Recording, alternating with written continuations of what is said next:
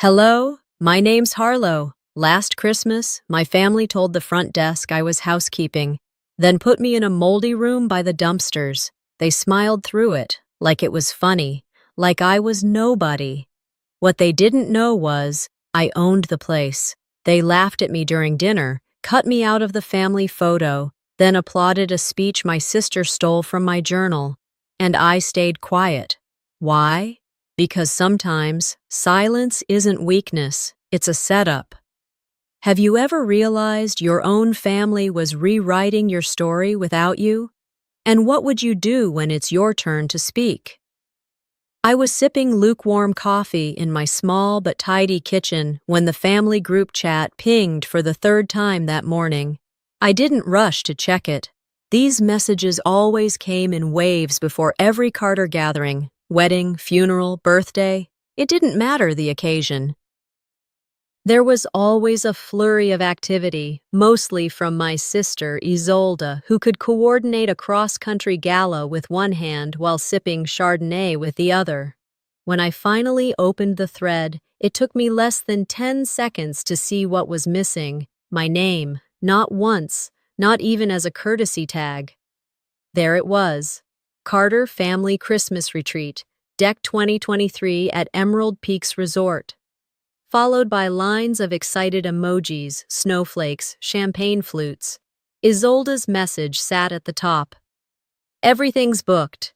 Olivia arranged the group rate. I'll handle the schedule. Let me know if anyone needs gear or travel tips. Then came the part that made me tilt my head, not in surprise, but in something closer to amusement. We'll cover for anyone who needs help, even Harlow.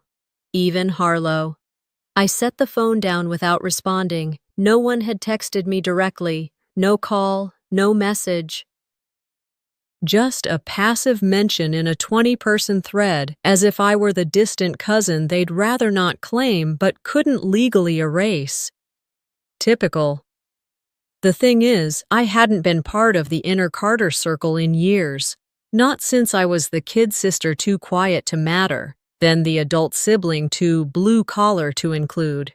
They made sure I knew my place every Thanksgiving, every Christmas, every moment I tried to step forward. I scrolled through the photos Isolde had sent, resort images that were polished, elegant, absurdly curated, mountain views bathed in twilight, fireside lounges with leather seating and whiskey tastings. I recognized every corner. Because I owned it, Emerald Peaks was mine. They just didn't know. I had purchased the struggling resort 2 years ago under a holding company. No one in the family could trace back to me.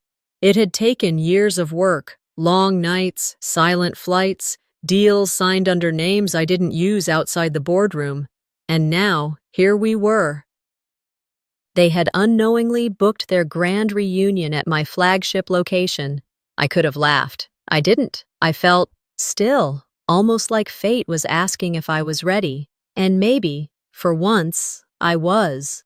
But that wasn't the only reminder that blood didn't always mean bond. My thoughts wandered back to the gift. My mother's birthday had been 2 months earlier. I'd spent weeks commissioning a leather-bound photo book of family history, scanned photos from before I was born, handwritten captions, archival prints. I had it delivered anonymously, not because I wanted to be secretive, but because I wanted the gesture to speak louder than my name ever did. But during the birthday brunch, Isolde had handed the book to Mom with a proud grin. "I had this made just for you," she said, her voice syrupy, her fingers grazing the gold-pressed cover. Mom had gasped, placing a hand over her heart. "Oh, Isolde, you always think of everything." I stood in the corner, glass in hand, nodding like everyone else. I never corrected her, never said a word. Maybe I didn't expect to be credited. Maybe I didn't think it mattered anymore. But watching Isolde soak in the praise, while my mother's eyes shone with pride, something inside me didn't just hurt, it hardened. They say silence is strength. Sometimes it's survival. Later that night, long after the group chat faded into its usual haze of shared itineraries and emoji-laced plans, I opened my email and typed a quick note to Elian, my general manager. Approve the Carter booking. Ensure they're well taken care of. Full experience, no discounts. He responded within minutes. You want them to know? I stared at the blinking cursor before typing back. No. Let them figure it out when the time's right. I booked my own flight under my maiden name, not because I was hiding, but because I wanted to arrive unseen. I would walk in through the service entrance like every staff member, carry my own bag, wear flats, not heels. No one would know who I was, at least, not yet. They'd chosen to forget me. Let's see what they do when they realize I've been watching them this whole time. I arrived the day before anyone else. Early enough that the sky still wore that steel gray hue only winter mornings could manage, half promise, half warning. My coat trailed a thin line of snow behind me as I stepped through the back entrance of Emerald Peaks, the one marked Deliveries Only. I liked that detail. It felt accurate. Elian was already waiting just inside, holding a clipboard and a knowing look. He was always professional, but this morning, his posture carried something extra. Worry, admiration, maybe both. You sure about this? He asked, voice low but firm. I pulled off my gloves and nodded. Let's see what role they write for me this year. He glanced down at the papers in his hands. Everything's confirmed per Isolde's instructions. You're listed as guest coordinator assistant. No last name. No suite reserved.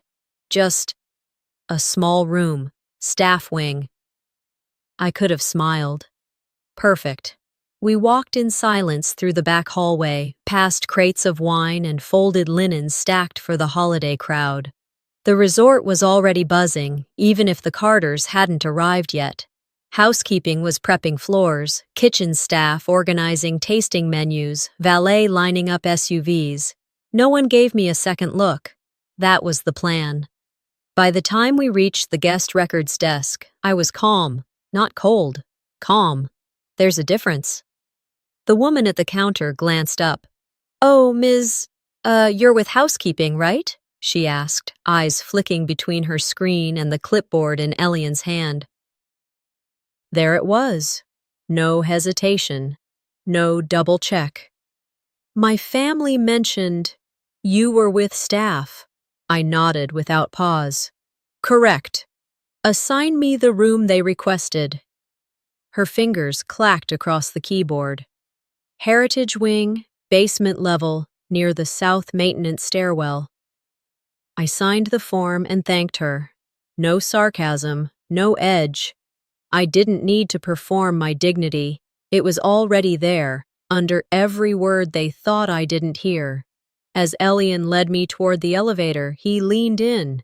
We can still redirect you. We have the entire top floor blocked. No, I said simply. Let it play. It was a short ride down, but every second hummed with an old familiarity, the feeling of being underestimated. I'd worn it so long, I knew its weight better than most women know silk. The hallway outside the room was dim, lined with exposed pipes and the faint, musty scent of disinfectant that never quite leaves utility spaces. My door didn't have a number, just a small brass plate that read Storage A. Inside, the room was exactly what I expected. Linoleum floor stained at the corners, a cot-style bed pressed against the wall. A tiny window, high and narrow, offered a view of the rear dumpsters and a sliver of snow-covered pavement. The radiator rattled with a sound I could only describe as indecisive. I stepped inside, set my suitcase, gray, nondescript, easy to forget, beside the door. I ran my fingers along the edge of the desk. Dust. Not surprising. The silence was familiar. Not friendly, but not hostile either. Just indifferent. Like most things in my childhood, I sat on the edge of the bed, the springs squeaking beneath me, and pulled out my phone. I texted Elian, "Do not move me. Let them believe this is where I belong." He replied with a single word, "Understood." I stared at the ceiling for a while, letting the stillness fill the space between my ribs. They'd asked for this. I was simply giving them what they'd ordered, nothing more, nothing less. A few hours later, I heard the first arrivals upstairs. Laughter echoed faintly through the floorboards. I caught the rhythm of Isolde's voice, sharp and charming as ever, as she greeted the concierge like she owned the place. "Be sure to give my mother the suite with the fireplace view. She gets cold easily," she said, loud enough for even the walls to nod. "And don't worry about my sister, she's low maintenance." There it was. I didn't flinch, just laid back and stared at the ceiling. Let them play their parts. I was done auditioning. By the time I made it upstairs, the sun had dropped low enough to cast gold across the mountain peaks through the lodge's massive windows. The main lounge was warm with firelight and familiar voices, those distinct Carter cadences, confident, too loud, and layered with a kind of entitled charm. I didn't walk in with fanfare. I slipped in along the edge of the room, hugging the wood-paneled wall like a ghost who knew her way around. Most of the family was already gathered around a semicircle of chairs facing the hearth, wine glasses in hand, laughter in the air. They looked comfortable, like this had always been theirs. Isolde stood dead center, already mid-story. And then Mom turns to the waitress and says, "I don't think my daughter ordered chicken fingers. She's a Carter, not a toddler." Everyone burst out laughing. My mother gave a soft smile but looked down at her glass. My brother-in-law patted Isolde on the back like she'd just landed a courtroom win. I settled into a corner near the hallway entrance. I wasn't cold, but I crossed my arms anyway. They didn't look at me, not once. It was like I was decoration, not ugly enough to be removed, not important enough to acknowledge. Theron chimed in next. "You all remember the Yellowstone road trip? The one where we had to cancel the horseback ride because Harlow got carsick halfway there?" He didn't say it with malice, but he knew what he was doing. So did everyone else. Isolde jumped in again. Since then, we never let Harlow plan anything again. Poor girl couldn't handle an itinerary without a meltdown. More laughter. Someone clapped. Someone else said, "She always did have a weak stomach. Couldn't take pressure." I smiled, just enough to keep the peace, just enough to not break anything.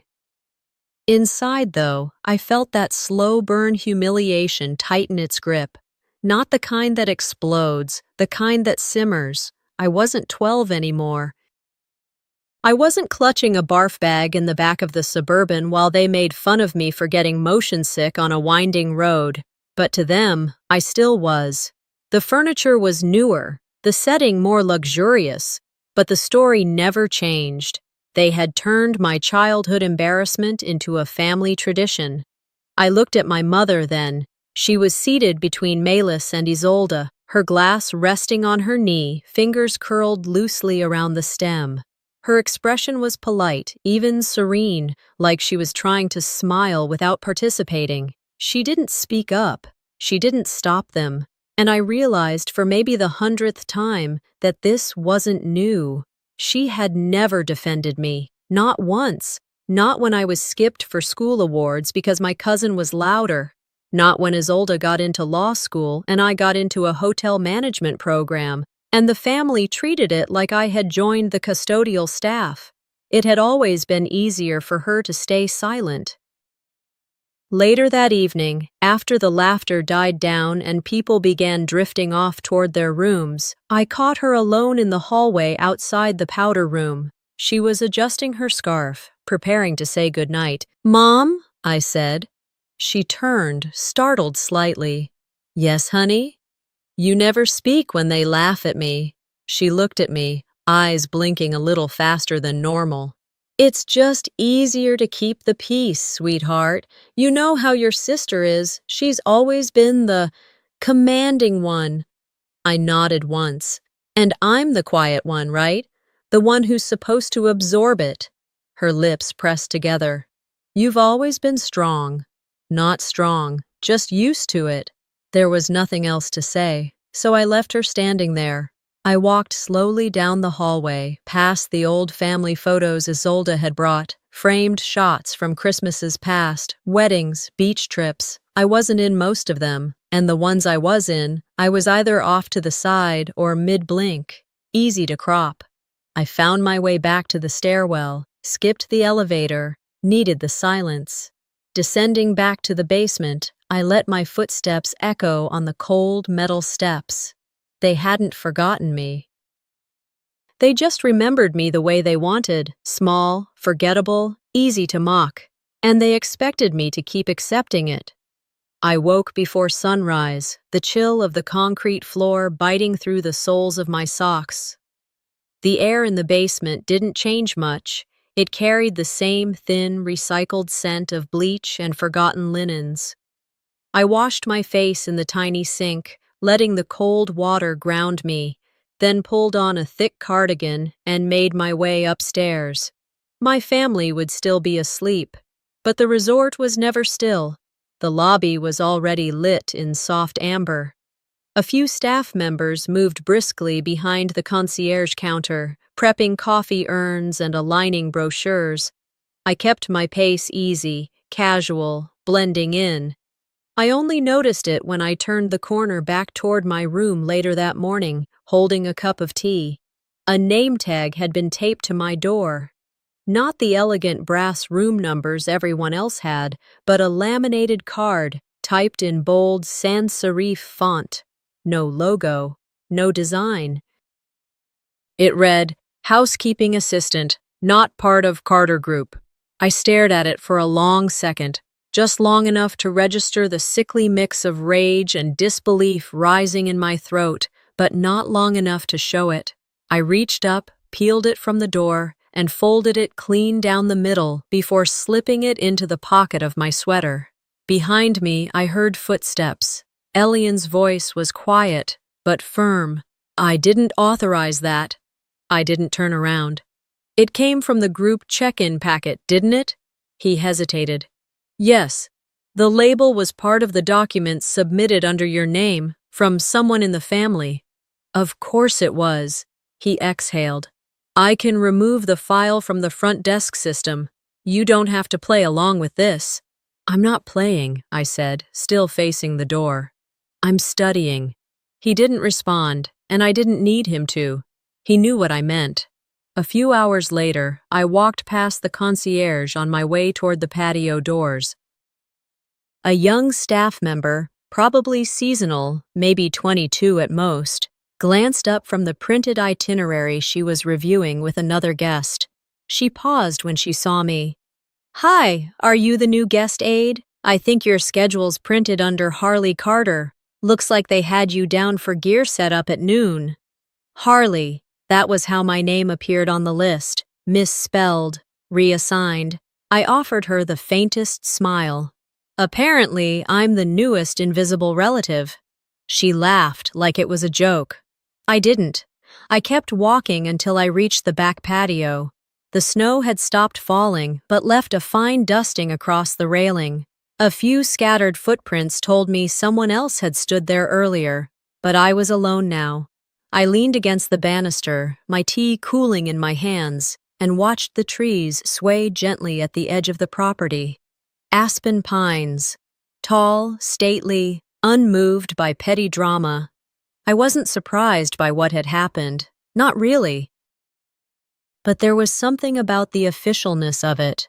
The laminate name tag, the misprint on the itinerary, the offhand assumption that I belonged to the help and not the family, that stung more deeply than any comment made over wine the night before. It wasn't just about being ignored anymore. This was different. This was them rewriting me, reframing who I was, on paper, in person, in the eyes of people who didn't know me well enough to ask questions. They weren't just excluding me, they were redefining me. I thought back to something my father once said. I couldn't have been older than 10. I'd come home crying from a school event where someone had called me plain and forgettable. He'd crouched beside me, touched my chin, and said, "Let them write their version of you, sweetheart. Then you write your own. But do it better." It was time. I stood there for several minutes longer, watching my breath curl in the cold air, the weight of the mug anchoring my hands. Then I walked back inside, not to complain, not to beg, to prepare. Let's see what happens when I rewrite them. That evening came with a slick quiet, the kind that blankets over noise but leaves the tension humming beneath. The snow outside had begun to melt just slightly, softening into a slush that cracked faintly under polished boots. I'd changed out of my cardigan and into a black dress, simple, long-sleeved, barely tailored. I knew how to blend when I needed to. The banquet hall was lit up in warm tones, gold and ivory everywhere. I paused before entering, let the chatter filter through the walls. From just inside the doors, I could already hear Isolde's voice, brisk, assured, dominating the space like she'd paid for every chair. "Make sure my parents are by the fireplace," she said to a young hostess. "And please, don't seat Harlow near the dessert display. Last time she camped out there like it was a buffet line." More laughter followed. I stepped in and handed my place card to the hostess. She glanced at it, scanned the layout board, then pointed to a small table near the kitchen swing doors. "Miss Carter, you're seated. Just here." Of course I was. I thanked her quietly and made my way across the floor. The placement wasn't just an oversight, it was a message. The closest table to the restroom sign, behind the line of service carts, tucked into a corner that didn't quite catch the glow of the center chandelier. It was the kind of seat you gave to a +1 from a broken engagement. I sat down, adjusted my silverware, and waited. One of the resort photographers began calling out names. "Can I get the Carters up front for the family shot?" he asked cheerfully. I watched as the room shifted, chairs pushed back, glasses abandoned, voices rising. Isolde stepped forward first, followed by Nathan, then Aunt Milas, and a parade of cousins. I caught my mother's eye across the room. She looked right at me, then followed the others without a word. No one said my name. I stayed in my seat. They all lined up near the stone fireplace, posed with bright teeth and easy posture. The photographer snapped 3 quick frames. Not one glance in my direction. It was oddly liberating in a way. They didn't crop me out of the photo. I never made it in. Dinner began.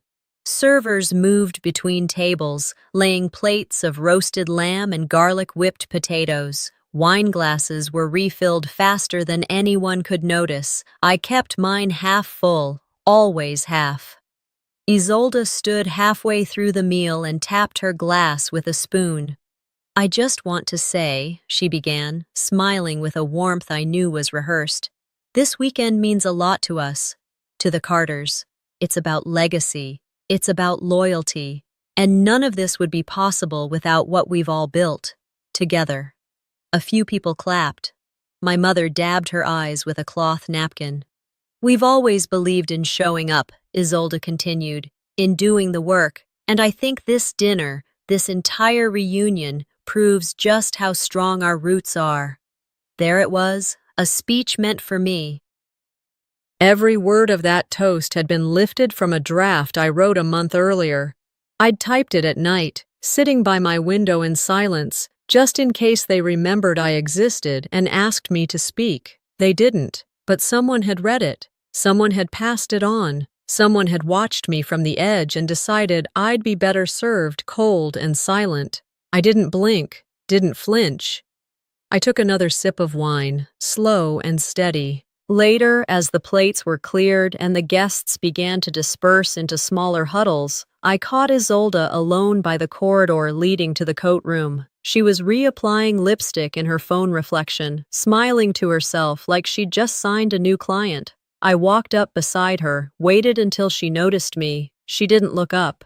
Enjoy your seat by the mop closet, she murmured. I tilted my head. Be careful who you erase. She finally turned toward me, brow lifted, lipstick still in hand. Excuse me? Some of us are keeping score. Her laugh was low, amused. Still playing the victim, huh? I didn't answer. I didn't need to. I turned, walked away, and pulled out my phone. My message to Elian was short. Prepare the real agenda. After I hit send, I didn't look at the screen again. The message to Elian was already echoing in my head. Clean, surgical. Prepare the real agenda. A directive, not a request. It had taken me years to learn that kind of clarity. The next morning, sunlight pushed into the basement room through that ridiculous sliver of a window, as if it, too, had to squeeze past the trash bins to get in. I was halfway through buttoning my shirt when my phone buzzed. Group thread, family. Against my better judgment, I tapped it open.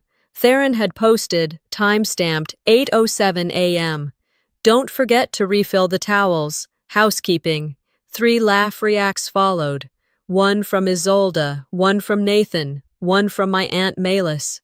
I stared at it for a long moment, not because I was surprised, no, that phase had passed, but because something inside me paused, not from pain, from precision. I didn't reply, I didn't even frown. I simply hit delete on the thread and placed the phone face down on the tiny desk.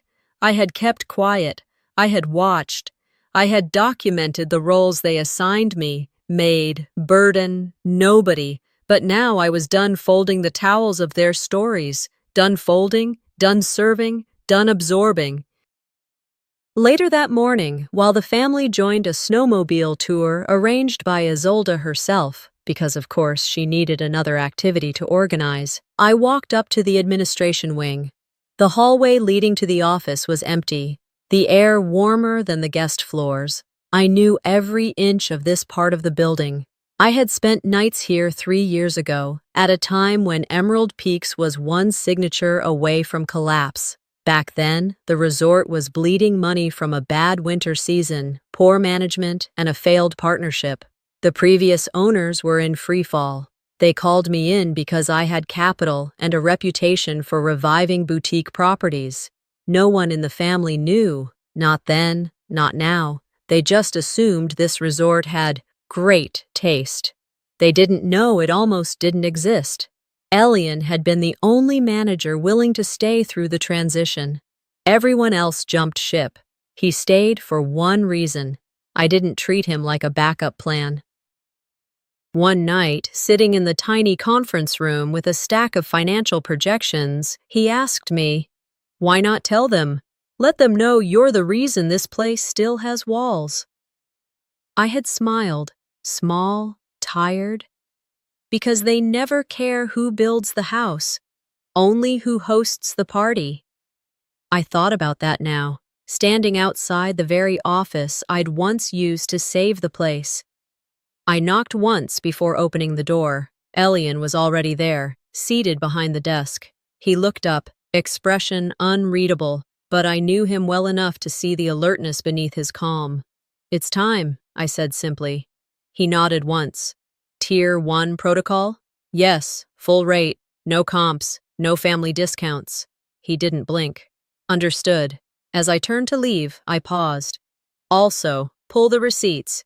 Everything they've charged so far. I want it clean, itemized, and ready by this evening." He leaned back slightly, studying me. "You want to hand it over personally?" "No," I said. "I'll do one better." Back in my room, I opened the closet. I'd brought one garment that wasn't neutral. It wasn't loud either, but it meant something. A charcoal black blazer, not corporate, not apologetic. It was sharp enough to speak for me and silent enough not to beg for attention. I put it on over a white blouse, tied my hair back, and stood in front of the mirror that barely reflected anything in this dim, forgotten room. "If they want me to act like staff," I murmured to my reflection, "I'll give them the most expensive service they've ever had." I didn't rush. The hallway was quiet. its usual rhythm interrupted by the shift between pre-dinner drinks and the second family meal. Everyone was either at the bar, comparing ski bruises, or getting ready to celebrate themselves in the dining room again. This time, I would meet them at the front, not as the forgotten, not as the maid. The elevator doors opened onto the lobby with a soft chime. I stepped out slowly, heels deliberate on the polished floor. The black blazer framed me like armor, every button in place, collar sharp, sleeves sitting right where I wanted them. I didn't need anything louder than that. I made my way toward the marble center of the room. The chandelier above glittered. My family stood to one side, some sipping wine, some laughing at things that weren't funny. They didn't notice me at first, not until Elian appeared from behind the concierge desk and strode toward me with the poise of a man fully briefed. He stopped 2 paces from where I stood and said loud enough for every nearby ear to catch it, "Good evening, Ms. Carter. The staff is ready for your inspection." The sound snapped through the room like dry wood cracking in fire. Chairs shifted, heads turned. Someone let out a short, confused chuckle. Isolde, halfway through a pour of red wine, stiffened. The stem of her glass slipped from her fingers, shattering at her feet. I didn't flinch. "Ms. Carter?" someone whispered behind me. Elian gestured respectfully toward the concierge. "Would you like to begin with the lobby presentation, or shall we move directly to guest services?" I smiled, barely. "I think I'll begin right here." The silence that followed had weight. It wasn't just surprise. It was recognition, recalibration, realization. I faced them fully now. "Let me introduce myself properly," I said, scanning each of their faces. "I'm Harlow Carter, CEO of Carter Resorts, owner of Emerald Peaks." Dead quiet. Even the server who had been wiping down the bar froze, towel in hand mid-air. I didn't raise my voice. I didn't need to. "You've spent the weekend enjoying this place, complaining about room views, changing dinner menus, rearranging schedules. All of it came through me, approved by me, covered by me." Malis blinked, mouth slightly open. My mother sat down slowly on the edge of a velvet armchair, eyes wide but saying nothing, again. Isolde finally found her voice. "This is some kind of joke," she said, though her tone didn't match her words. She sounded like someone trying to convince herself the ship wasn't sinking while her shoes filled with water. I continued, "You know, it's funny. For people who pride themselves on details, you missed quite a few." Nathan muttered something to Theron, who frowned. Vera, my mother, still hadn't spoken. "Elian?" I turned to him without taking my eyes off them. He stepped forward again, carrying a small stack of white envelopes. "As requested," he said, and handed the first one to Isolde, then one to Malis, then Theron, and so on. "What is this?" Isolde hissed. I answered for him. "Your bills. Full rate, premium package, no discounts." "Are you out of your mind?" she snapped, her voice sharpening. "You can't. This is extortion." "No," I said calmly. "This is the true cost of what you assumed was owed to you. The 5-star meals, the suites, the spa bookings, the private transport from the airport, the wine cellar you drained last night." Theron opened his envelope and went pale. "That's not a real number," he said. "It is," Elian replied. "And your card is already on file." I turned to leave, not because I was finished, but because they were. There was nothing else I needed to say, nothing they could argue without proving my point further. Just before I reached the elevator, I paused. "This resort," I said without turning back, "was on the brink of collapse 3 years ago. I saved it, alone, while you were all busy pretending I didn't exist." I pressed the button. "And tonight you paid full price for pretending one last time." The door slid open. I stepped inside. As they closed behind me, the only sound I heard was the soft clink of someone setting down their wine glass, very, very carefully. The next morning, the lobby smelled of espresso and panic. I stood near the back exit, just out of view, sipping a quiet cup of coffee as I watched my family unravel in real time. Some paced with clipped footsteps, phones glued to their ears. Others whispered in huddled tones around the check-in desk, pointing at envelopes, at Elian, and occasionally throwing confused glances toward the hallway. The elegant ease they wore like armor the day before had cracked wide open. Half of them were scrambling to leave early, bags half-packed, coats thrown over arms, lips tight with the shock of being held accountable. But the thing is, their cards were already on file.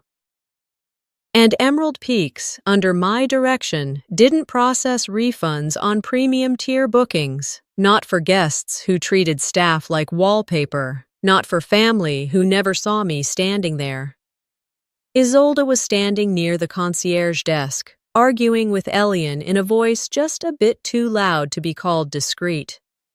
"I don't care what system you use," she snapped. "There's no way this number is correct."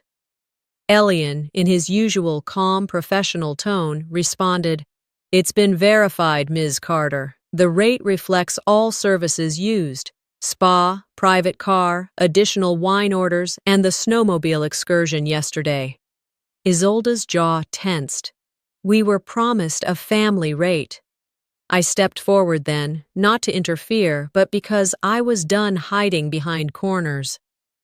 That promise came from someone who assumed family was a shield, not a responsibility. Isolde turned, startled, and found me already looking at her. Across the room, I caught sight of Theron dropping his keys as he tried to juggle a suitcase and 2 phones. He muttered under his breath, "Ungrateful. You give people an inch?" Vera was sitting alone near the fireplace, her hands clasped tightly together on her lap. She saw me, hesitated, then stood and slowly approached. "Harlow," she began, voice soft. "I didn't know. I wish I had." Her eyes shimmered, not with drama, but with something older, regret maybe, or shame she didn't want to name. I met her eyes evenly. "I don't need you to know. I needed you to speak." She nodded, small and hesitant, like she wasn't sure she was allowed. The rest of the morning passed like fog, thick, slow, and weighted with things no one dared say aloud. By mid-morning, Isolde sent a message through Elian requesting a private meeting. "The family wants to clarify things," she wrote. I agreed, not because I needed the apology, but because I wanted to watch them try. We met in a side room near the resort's wine cellar, a place meant for tastings and quiet deals. Isolde sat at the head of the table, Vera beside her. Melis, Nathan, and Theron filled the remaining chairs, avoiding eye contact. Isolde cleared her throat. "We've talked, and we think maybe this weekend didn't go how anyone expected." I raised an eyebrow. "Did it not?" She glanced at the others, then back to me. "If something we did, if something I did, made you feel less?" I offered. She hesitated. "Yes, less." I sat forward slightly. "Let's not pretend. You saw who I was. You chose to see less." Silence thickened the room. No one jumped in. No one defended. "I'm not angry anymore," I said, voice steady. "But I'm not available either." Isolde opened her mouth to speak again, but I was already rising. "There's nothing left to clarify," I added. "You don't owe me anything." "But you can't take from me anymore either." I walked to the door, paused, and looked back once, just enough to leave a mark, not a wound. "Some doors don't need to be locked," I said. "They're just never walked through again." And I left, not loudly, not with slammed doors or slammed hearts. Just done. By the time the last of them checked out, the resort had slipped into a familiar stillness, like a house after company leaves. Their voices no longer echoed through the halls, Their laughter no longer clung to the walls. The tension they brought with them had left too, but in its place was a quiet that felt earned. I made myself a cup of jasmine tea in the suite's kitchenette.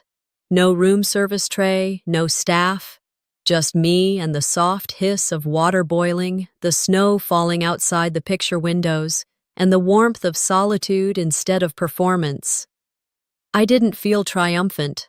I felt clear, clean, the way you do after a deep rain, not because anything sparkled, but because everything unnecessary had washed away. I walked barefoot to the fireplace and lit it. No flick of a remote, no hotel automation, just wood, matches, and flame.